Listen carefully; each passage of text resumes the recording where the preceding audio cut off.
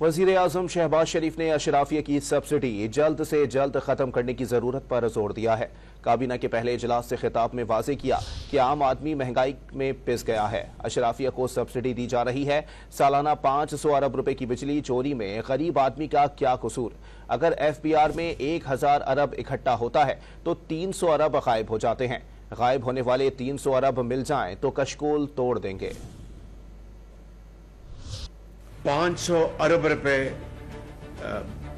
बिजली के मद में 400 अरब रुपए चोरी होते हैं सालाना, उसमें गरीब आदमी का क्या कसूर है? और फिर जो बिलिंग जो है वो भी अपना मिली भगत से गरीब आदमी के ऊपर उसका बोझ डाल दिया जाता है। इससे बड़ा जुल्म और क्या हो सकता है? गरीब आदमी तो महंगाई में फंस जाए और एलीट जो क्लास को सब्सिडी मिले, ये मैं समझता हूँ कि इतना बड़ा तफावत है, इतनी बड़ी कॉन्ट्रडिक्शन है कि जितनी जल्दी इसको हम खत्म करेंगे उतना भला इस कौम का होगा।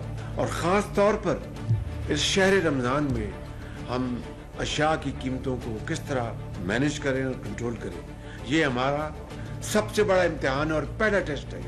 पहला इम्तिहान मैं कहने पे मजबूर हूँ कि इट्स नाउ, इट्स डू और डाई, इट्स नाउ और नेवर, परफॉर्म और पेरिश।